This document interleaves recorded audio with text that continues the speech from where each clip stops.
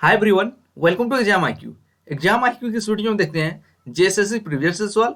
तो JSSC previous से सवाल के अंतर्गत आज देखेंगे झारखंड दारोगा सेट 32 में झारखंड जीके से पूछे गए सवाल जो जेएसएससी के सभी एग्जाम के लिए महत्वपूर्ण है।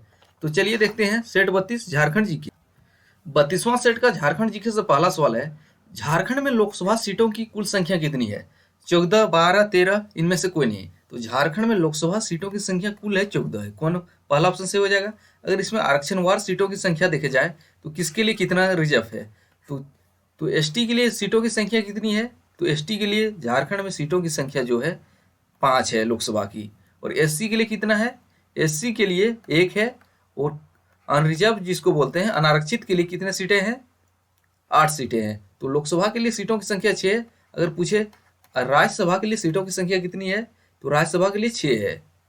लोकसभा 14, राज्यसभा 6। ऐसे आपसे पूछा जा सकता है झारखंड में कुल संसद की सीटों की संख्या कितनी है?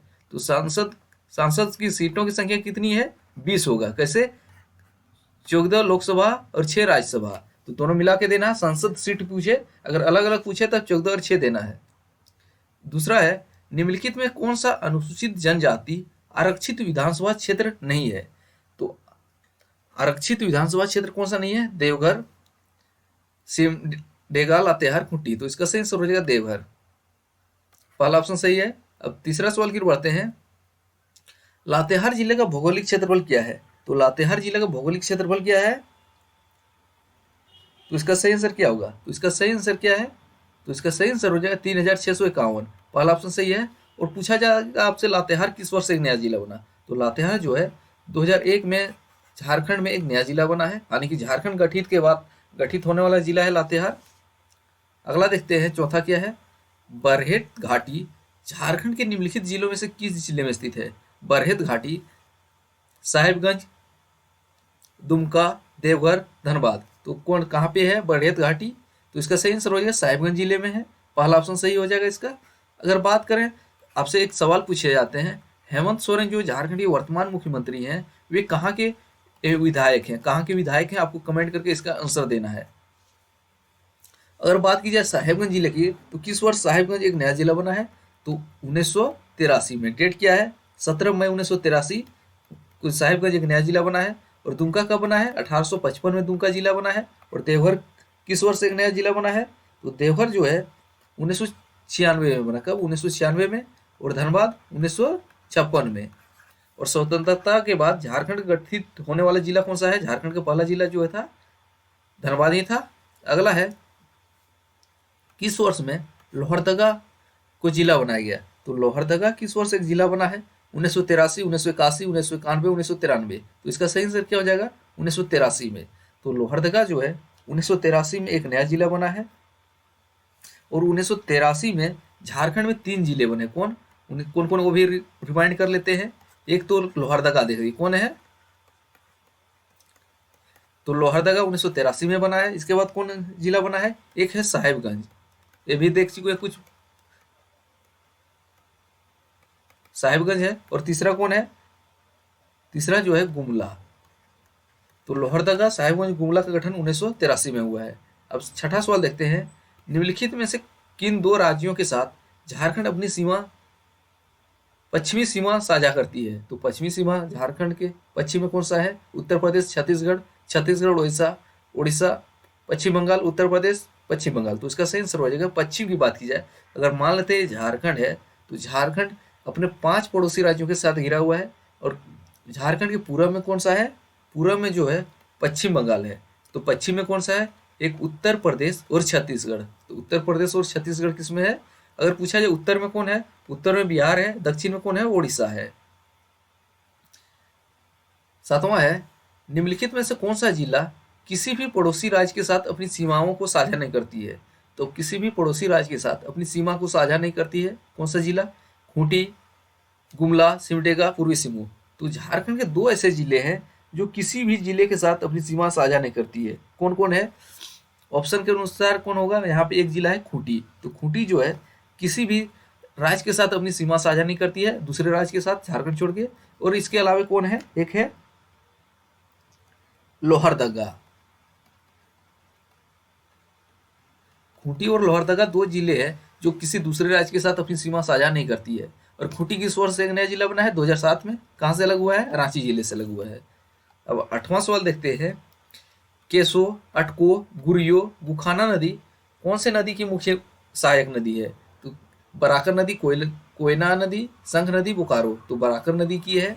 और बराकर कौन से नदी की मुख्य सहायक नदी खुद है? तो बराकर जो है दामोदर की मुख्य सहायक नदी है। और बराकर नदी कहाँ से निकलती है? तो हजारीबाग के पदमा क्षेत्र से निकलती है। अब 9वां सवाल देखते हैं। जामताड़ा झारखंड का एक जिला है, कौन से जिले को अलग करके बनाया गया था? तो जामताड़ा को कौन से जिले को अलग करके बनाया गया है? दुमका, गिरिडीह, देवघर, धनबाद। तो दुमका से बना है जामताड़ा एक नया जिला। और दुमका किस वर्ष बना है? दुमका 1855 में। और अगर पूछा जाए जामताड़ा किस वर्ष बना है? 2001 में बना है। और गिरिडीह कब बना है? 1972 में। देवघर कब बना है? 1996 में। देवघर 1996, धनबाद 1956 में। जिले की स्थापना वर्ष भी महत्वपूर्ण हो जाता है आपके लिए। तो इसका सही आंसर है जामताड़ा का निर्माण दुमका जिले को काट के किया गया है। अब 10वां सवाल देखते हैं। झारखंड सरकार ने किसानों की आय दोगुना करने का लक्ष्य रखा है। इस लक्ष्य को प्राप्त करने के लिए निर्धारित समय सीमा क्या है? तो निर्धारित समय सीमा था 2022 था। और भारत सरकार ने अभी किसानों की आय दोगुना करने का लक्ष्य कब तक रखा है? 2022 तक रखा गया है। लेकिन लक्ष्य रखा गया, धरातल पर कितना हुआ है अब सबको पता ही होगा। अगला है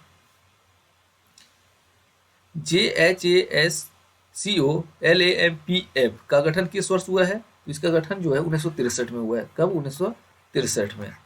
पहला ऑप्शन सही है। अब 12वां सवाल देखते हैं। DDUGJY इसका पूरा नाम क्या है? तो इसका पूरा नाम जो है डी से क्या है? दीन दयाल उपाध्याय ग्राम ज्योति योजना। तो दीन दयाल उपाध्याय ग्राम ज्योति योजना जो है DDUGJY का पूरा नाम है। पहला ऑप्शन इसका सही हो जाएगा। अगला देखते 13वां। ताना भगत विकास प्राधिकरण की स्थापना के लिए 2017-18 में आउटडेटेड हो गया, इसको स्किप कीजिए। अगला है हुंडरू जलप्रपात के जल का प्रवाह किस नदी से है? तो हुंडरू जलप्रपात कौन सी नदी पे है? सोनरेखा, खरकई, दामोदर, कोयल नदी। तो इसका सही आंसर है हुंडरू जलप्रपात जो है सोनरेखा नदी पे है। आपसे पूछा जाएगा सोनरेखा नदी का उद्गम स्थल कहाँ पे है? उद्गम स्थल जो है रांची का नगड़ी क्षेत्र। और दामोदर नदी का उद्गम स्थल कहाँ पे है? लातेहार का टोरी क्षेत्र। दोनों कंफ्यूज नहीं होना है। पहला ऑप्शन इसका सही है। अब 15वां सवाल देखते हैं। जुबली पार्क किस शहर में स्थित है? तो जुबली पार्क जो है कहाँ पे है?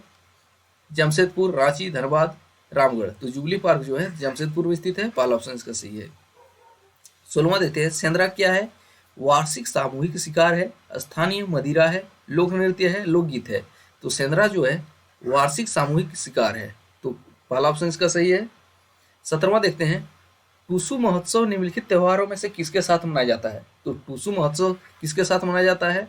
मकर संक्रांति, होली, दिवाली, नागपंचमी। तो इसका सही आंसर हो जाएगा मकर संक्रांति। पहला ऑप्शन इसका सही है। 18वां सवाल देखते हैं।